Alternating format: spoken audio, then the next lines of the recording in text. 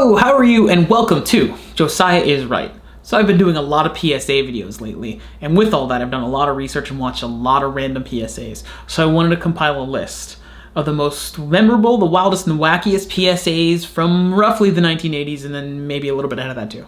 Maybe some after as well. Let's go! Please check out my other videos. I've been all about 1980s PSAs of late.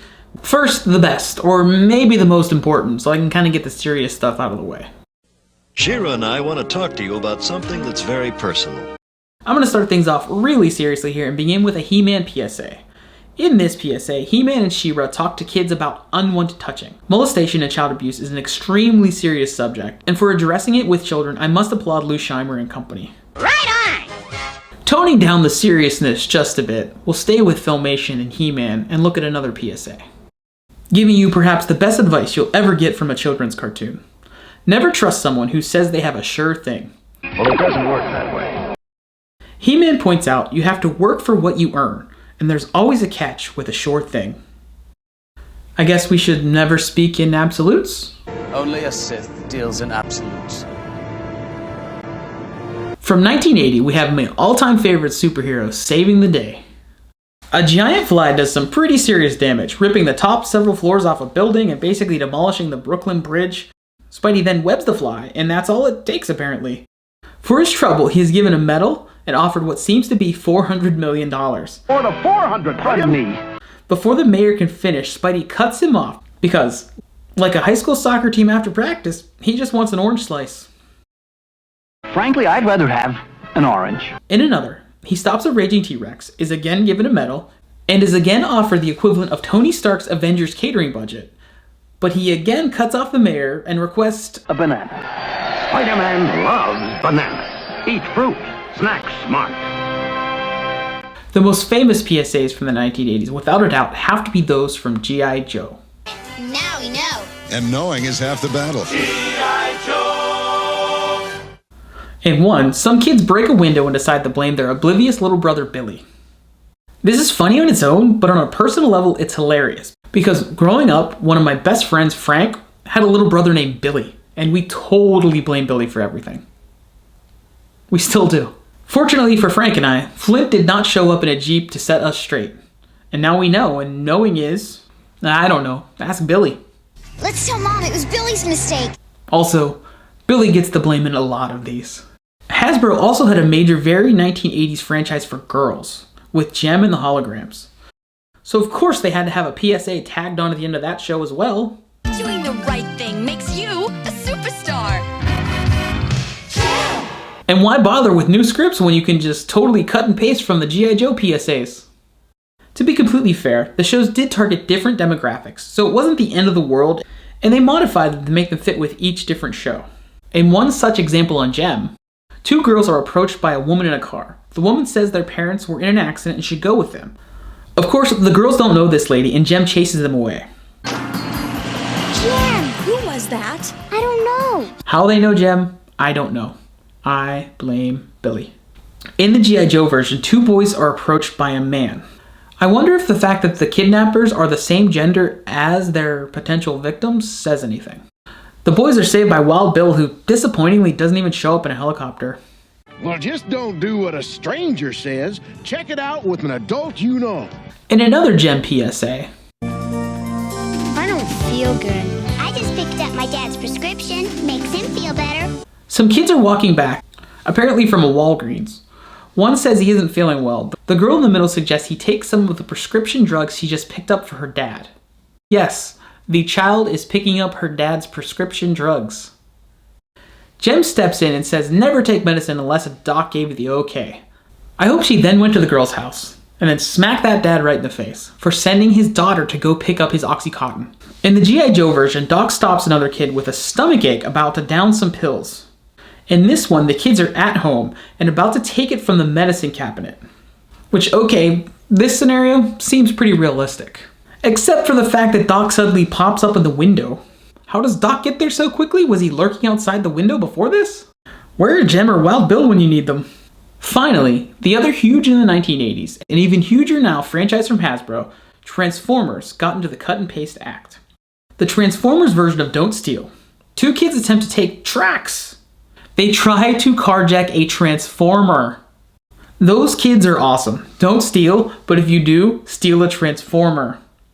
The Transformers PSAs never actually aired, and it might be because they never came up with a unique closing tagline. Now I know. And knowing is half the battle. The Transformers! Jem even had her unique line about being a superstar. Doing the right thing makes you a superstar. But the Transformers just reused Knowing is Half the Battle from G.I. Joe, the ultimate in cut and paste. Another Hasbro property with PSAs was Mask. In a unique twist on one, it was actually the bad guys of Venom telling us what to do during an earthquake. His place in the house is under a table. Helpful advice living in California these days.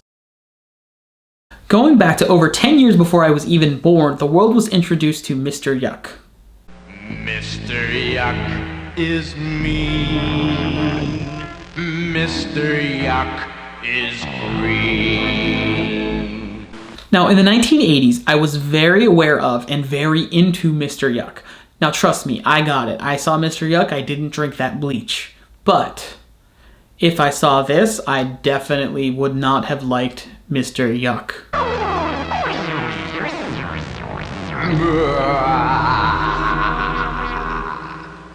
Like I said, when I saw the Mr. Yuck sticker, I knew not to mess with anything under the sink. However, had I seen this ad, I would have been absolutely, completely, utterly terrified of Mr. Yuck himself. I had no idea he was the most evil little circle in human history. Mr. Yuck is green.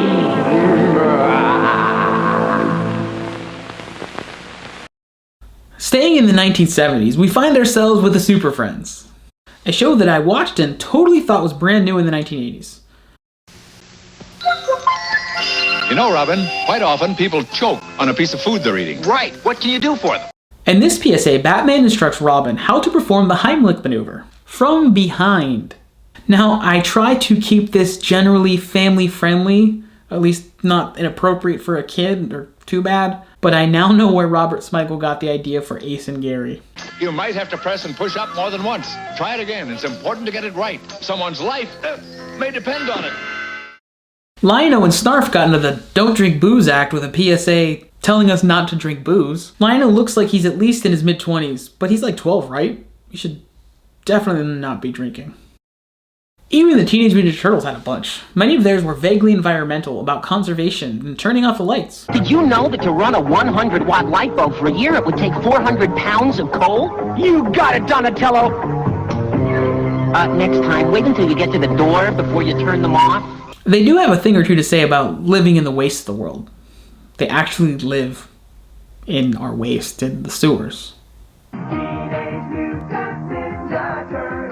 My personal favorite is Mikey telling you to wear a bike helmet.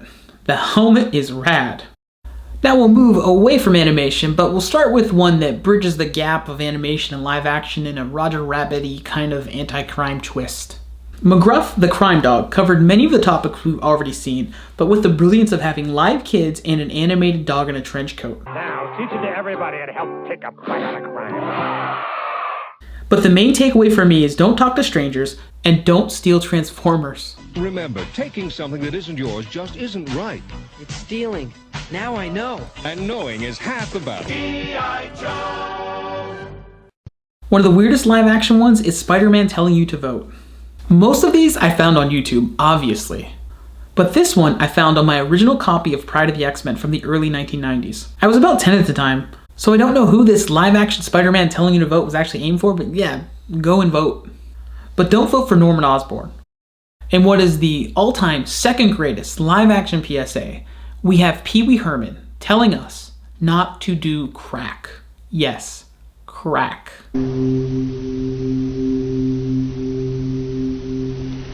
This is crack. In some ways, my childhood ended the day Pee-Wee Herman was arrested inside an adult movie theater. Granted, that doesn't mean he can't be anti-drug, but it certainly doesn't make him the most credible source on certain things. All that said, Paul Reubens is an immensely talented performer, and this ad has real impact.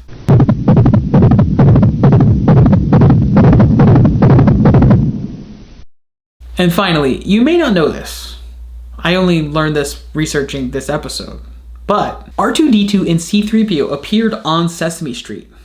where R2 brought them on a special secret mission. Oh, you and your secret missions. You understood what he just said? Oh, yes, indeed, ma'am. He just said he's on one of his tiresome secret missions. He has an important message to deliver to someone here on Sesame Street. As to the PSA, my guess is R2 went over to Hooper's when C-3PO wasn't looking and bought a pack of Camels. Joe Camel, certainly not marketed at kids. I'm surprised he didn't have an early 90s Tood-era Sega game. In this PSA, a certain goldenrod robot caught a certain blue, white, and chrome robot smoking on the set of Silent Running. And it is very bad for your heart. Well, I know I don't have one, but humans do, and I think we should set a good example.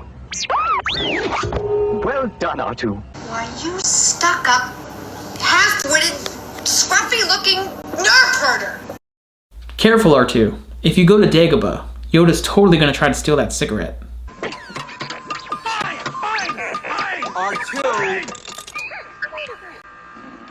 This is hardly a definitive list, and frankly, I could go on and on and on, and you could go on and on YouTube just watching these things. I actually did.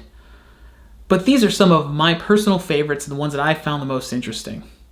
If there's ones that I missed that you liked, I don't know. I blame Billy.